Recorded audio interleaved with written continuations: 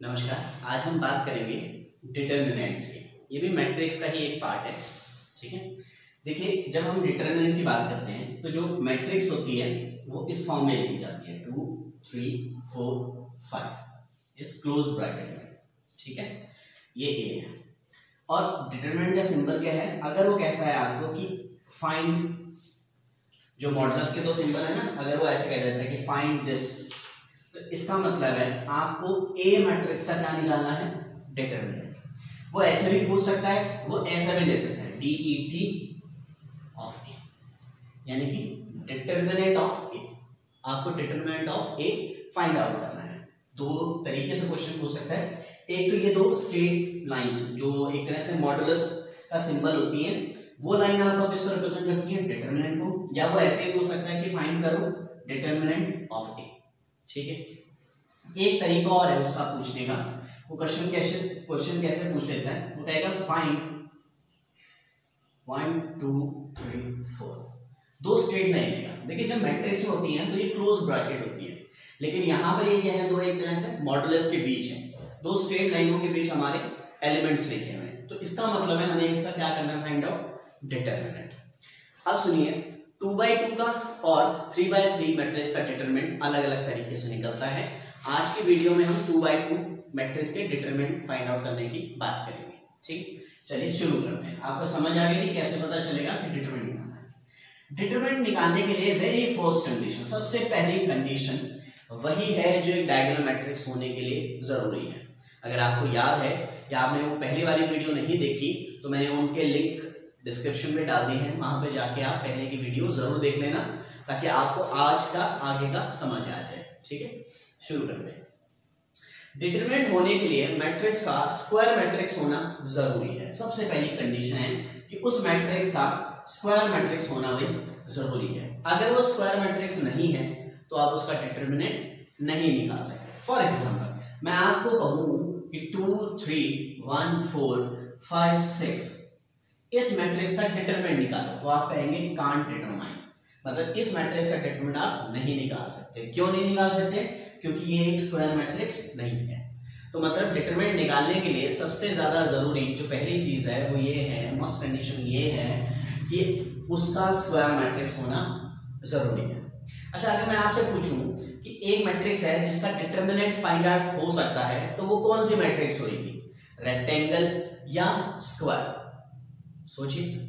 जी हाँ, बिल्कुल, वो स्क्वायर मैट्रिक्स होगी। अगर वो स्क्वायर मैट्रिक्स होगी तो ही उसका डिटरमिनेंट आप निकाल सकते हैं, अदरवाइज आप उसका डिटरमिनेंट नहीं निकाल सकते।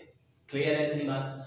अब मैं आपको डिटरमिनेंट निकालना सिखाता हूं। सबसे पहले आज हम सीखेंगे डिटरमिनेंट किसका? 2/2 मैट्रिक्स का। मान लीजिए 2 3 4 5 ये मैट्रिक्स है आपके पास एक। आपको इसका डिटरमिनेंट निकालने को कहा हुआ है। कैसे? दो स्ट्रेट लाइन है ना, तो आपको इसका क्या निकालना है? मतलब डिटरमिनेंट है। अच्छा, ये डबल लाइन नहीं है, ये एक ही लाइन है, कहीं डबल सोच लो, ठीक है। अब हम इसका डिटरमिनेंट निकालते हैं। बड़ा सिंपल सा है डिटरमिनेंट 2/2 का। देखो कैसे, आपको इन दोनों को आपस में मल्टीप्लाई करना है, आमने सामने वालों को, इन दोनों को। 2 × 5 10, फिर सिंबल लगाना है माइनस का, ठीक है। 4 × 3 12 विच इज इक्वल टू -2। तो इस मैट्रिक्स का डिटरमिनेंट कितना आया? -2, ठीक है। सिंपल से मैंने कुछ नहीं किया, बड़ा सिंपल है ये।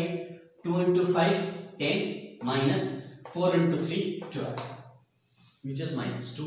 एक और क्वेश्चन करते हैं डिटरमिनेंट निकालने के लिए, थोड़ा ABCD में मिले। मान लो एक मैट्रिक्स है ABCD और वो कहता है कि फाइंड ए डिटरमिनेंट, ठीक है। कैसे निकालेंगे देखिएगा जरा। ए डिटरमिनेंट कैसे? A × D minus B × C। Clear भाई? इसको इससे मल्टीप्लाई किया, माइनस का सिंबल लगाया और B × C कर दिया, ठीक। एक क्वेश्चन और करते हैं ताकि अच्छे से चीजें क्लियर हो जाए। डिटरमिनेंट 2/2 में आज आपको कोई डाउट ना हो, क्योंकि इससे रिलेटेड आज हम कुछ क्वेश्चन भी करेंगे, ठीक है। लीजिए, इसका अगर करने लगे 2 3 5 -6 तो कैसे? 6 इंटू 2 12 माइनस 5 इंटू 3 15 7 माइनस है ना। क्लियर है बात। एक और करते हैं ताकि आपको अच्छे से डिटरमिनेंट क्लियर हो जाए।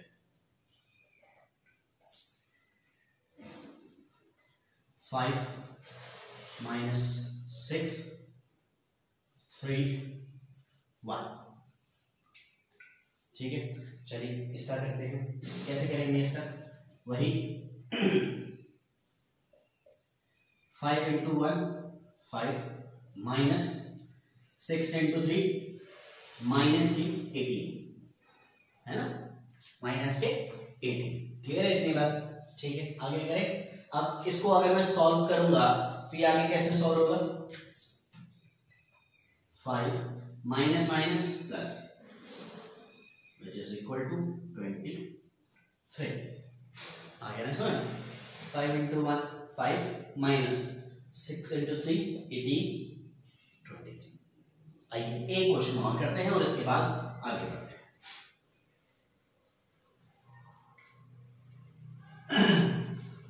मान लीजिए एक मैट्रिक्स है 2 3 6 1 2। इसका डिटरमिनेंट निकालना है। 3 into 2 6 minus 6 into 1 6 which is equal to 0। ठीक है, ऐसा जरूरी नहीं है हमेशा कोई नंबर आएगा कि इंटीजर नंबर आ सकता है, कोई नेगेटिव नंबर आ सकता है, कोई पॉजिटिव नंबर आ सकता है, कुछ भी आ सकता है। ठीक है, क्लियर है बात? चलिए एक क्वेश्चन। अब देखिए, जब हम डिटरमिनेंट की बात करते हैं ना, डिटरमिनेंट के बेस पर आपके पास दो मैट्रिक्स होती है, सिंगुलर और नॉन सिंगुलर। सिंगुलर और नॉन सिंगुलर। देखिए, सिंगुलर मैट्रिक्स वो होती है जिनका डिटरमिनेंट इक्वल टू क्या हो? 0। और नॉन सिंगुलर मैट्रिक्स वो होती हैं जिनका determinant is not equal to 0। अगर किसी मैट्रिक्स का डिटरमिनेंट 0 के इक्वल आ जाता है तो वो मैट्रिक्स सिंगुलर होगी, अदरवाइज वो कौन सी होगी? नॉन सिंगुलर, अगर उसका डिटरमिनेंट 0 नहीं आता। ठीक है, एक छोटा सा एग्जांपल मान लीजिए, मैं ये कहता हूं 5 10 1 2 और मैं मैट्रिक्स का डिटरमिनेंट निकालता हूं तो 5 into 2 10 minus 10 into 10 equal to 0। इसका मतलब ये कौन सी मैट्रिक्स है? सिंगुलर। क्यों? क्योंकि इसका डिटरमिनेंट किसके बराबर आ गया? 0 की। ये वाले मैट्रिक्स लेते हैं 2 3 1 5 5 into 2 10 minus 10 into 3 which is equal to 7। तो इसका डिटरमिनेंट 0 के इक्वल नहीं है, तो ये कौन सी मैट्रिक्स है? Non singular. तो आपको ये समझ आ गया होगा सिंगुलर मैट्रिक्स कौन सी होती है जिनका डिटरमिनेंट 0 आए, और नॉन सिंगुलर मैट्रिक्स कौन सी होती है जिनका डिटरमिनेंट 0 नहीं आएगा। ठीक है, चलिए ये आपको क्लियर। सिंगुलर कौन सी है जिनका डिटरमिनेंट इक्वल टू 0 हो, नॉन सिंगुलर कौन सी है जिनका डिटरमिनेंट 0 के इक्वल ना हो। ठीक, आगे बढ़ते हैं।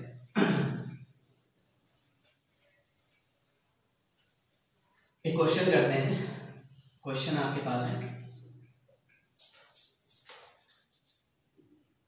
फाइंड x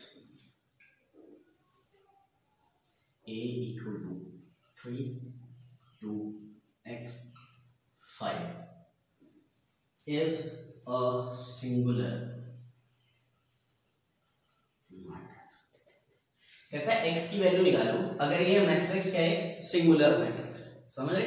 सिंगुलर मैट्रिक्स का मतलब हो गया कि इस मैट्रिक्स का जो डिटरमिनेंट है ना वो किसके इक्वल है? 0 के इक्वल है। तो हम कुछ नहीं करेंगे, हम इस मैट्रिक्स को किसके इक्वल रख देंगे? 0 के। 3 2x 5 इक्वल टू 0 और हम इसका डिटरमिनेंट निकालेंगे। देखिए ये दो सिंबल किसको रिप्रेजेंट करते हैं? डिटरमिनेंट को। ठीक है, तो 5 into 3 minus 2x equal to 0 solve करेंगे। Minus 2x equal to minus 15 minus से minus cancel x equal to 15/2। खत्म क्वेश्चन। बताओ कोई डाउट? किसी को भी डाउट हो इसमें? नहीं है। तो सिंगुलर मैट्रिक्स है, इसका मतलब इसका डिटरमिनेंट किसके इक्वल होगा भाई? 0 के इक्वल होगा। ठीक, क्लियर। एक क्वेश्चन और कर लेते हैं इसके बेस पर, फिर आगे बढ़ते हैं। आपको ये समझ आ गया होगा? चलिए आगे बढ़ते हैं।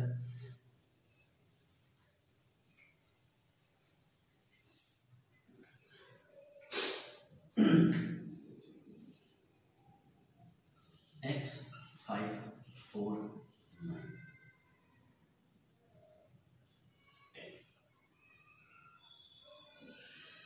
9 वो ऐसे भी दे सकता है और ऐसे कर देगा फाइंड वो x निकालना है, कुछ नहीं करना, बड़ा simple 10 into x 10x minus 20 equal to 0, तो 10x equal to 20 x equal to 2। आपको समझ आ चुका होगा, बड़ा सिंपल सा हमने कुछ लिखा है, डिटरमिनेंट निकाला, ये दोनों सिंपल किसको रिप्रेजेंट कर रहे हैं, डिटरमिनेंट को कर रहे हैं ना। 10 into x 10x 5 into 4 20 equal to 0, 10x equal to 20 x equal to 2। Clear, इतना आपको क्लियर है? चलिए आगे बढ़ते हैं।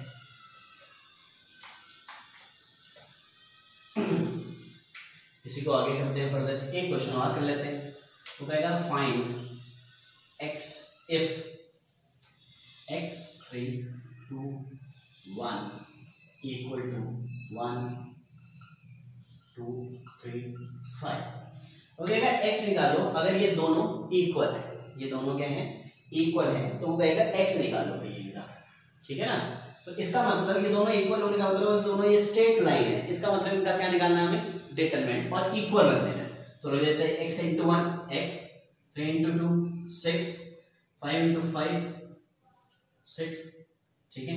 तो ये हो गया माइनस का 1, ये x minus 6 x equal to 6 minus 1 x equal to 5।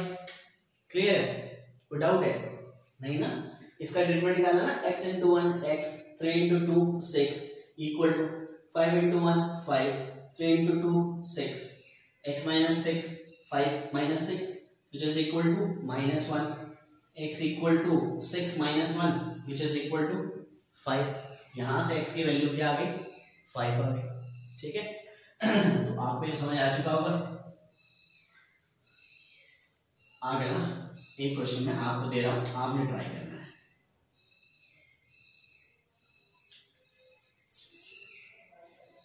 x square 5 3 2 ये आपको करना है। यहाँ पर x की वैल्यू आपको फाइंड आउट करनी है, ठीक है। यहाँ पे x की वैल्यू आपको फाइंड आउट करनी है।